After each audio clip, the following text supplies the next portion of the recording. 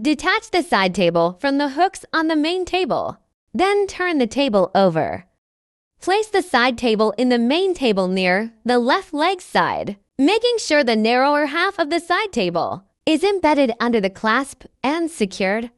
Loosen the butterfly screw on the right leg. Press the spring pin and push in the inner leg.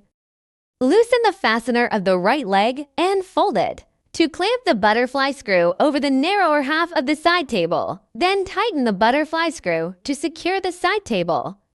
Fold and secure the other right leg. Then operate the two left legs in the same way. Note that the loosed fasteners on the legs should be rotated down to inside as shown. Finally, put the table into the waterproof bag. You can carry the bag in your hand or over your shoulder.